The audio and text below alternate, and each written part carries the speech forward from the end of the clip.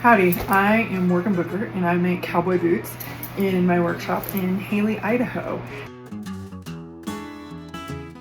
I have not cleaned anything, I have not arranged anything, but I wanted to share a little bit of what an average day is like in my shop. It's a really small space, and I actually have a couple machines in other places, but this is where I spend the majority of my time whenever I'm working on boots. So this is my Cobra Class 4, and I use this for side seams, and it's full of junk. I've got thread right here, got my post machine. I actually have a candle going because a skunk sprayed.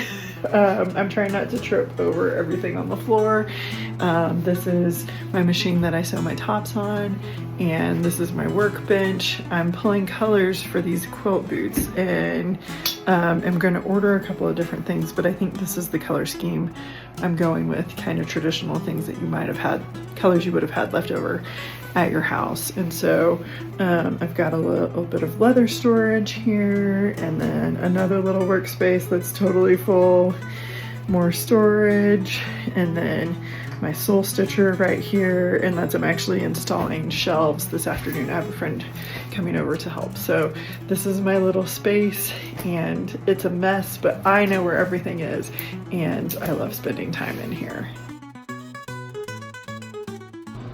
So right now I'm working on what I call one of my story boots, which I don't get to make them a lot, but I really love making them because they're super fascinating and a way for me to deep dive into some research. I have a degree in history, and so it's really fun to spend some time kind of deep diving into these themes of the West and cowboy culture and ranching and you know, the heritage that I grew up with. And so right here I have a collection of books. I'm actually working on a pair of quilt boots, and I was inspired by Dvorak's New World Symphony, which is an insane thing to think about, but creativity comes to you in all different ways. And so I have a few books from the library, a few books. I'm really excited to dig into this book, which came from my go-go, and I'm actually going to base my pair of boots on the Texas Star quilt pattern. There's going to be a lot of colors in these boots, and so this is going to be a pretty complicated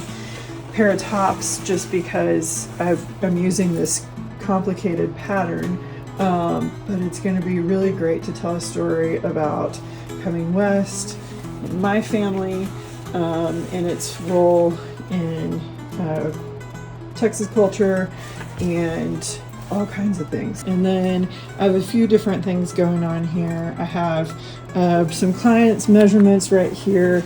Taking measurements is a kind of the most crucial piece of making a pair of custom boots. And then I have his last right here, which I've started working on. And so this is kind of, you're trying to make this match the measurements of your client's foot. And so this person has a really high instep, and so I'm going to keep building this up and come up with a cool different toe shape for him as well. So that's kind of what's going on right here, as well as lots of little piles of things that I know what they are and how they're important.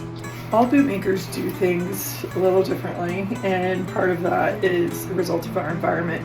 My first mentor was really active in his community's church, and because of that, he always had leftover office supplies, like old folders, and so I was taught to make my patterns with these leftover folders. And so I have my own stash of leftover folders, which are, you know, great to reuse and recycle, and just a sign of the history of our work, like being resourceful. I thought I'd talk a little bit about what's gone wrong in a project that I'm working on. So I have these they're kind of, I keep saying, like 50s rodeo cowboy boots. So super classic black and red with variegated thread. And so I have these tops ready. And once the tops are cut out and stitched and put together, you attach the vamps and the counters, and that's what goes over your foot. So my client wanted these bull hide boots. And so this is what the counter, so this is what your heel touches. So it's this shape. So I ordered what I thought was going to work well. It has a lot of texture. It has a really rugged look. It is rugged. And so I ordered this, I cut out all the pieces, and one of the really important things that I have to do is crimp my vamp. So leather comes in a 2-dimensional piece, and then you need to make it a 3-dimensional piece to go over your foot.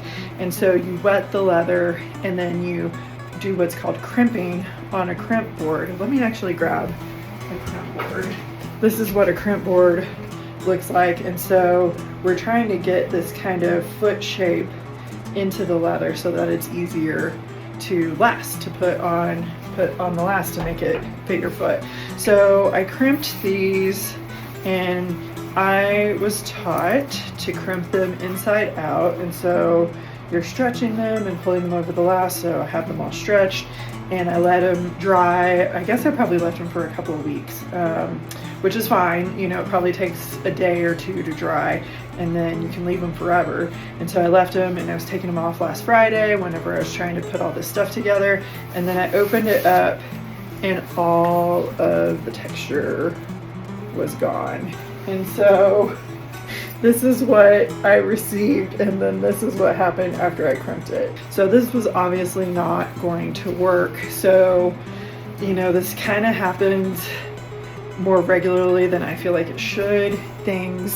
Leather isn't what you think it is, and finishes come off, the texture comes out, you lose color, all sorts of things. So I had to reorder my leather. I just wanted to share, this is part of being a craftsperson and an artist. Things don't always work out. You're experimenting a lot, and it can really cause hiccups, but I like to stay busy and I like to stay on track. I want to make sure that my time in the workshop is meaningful.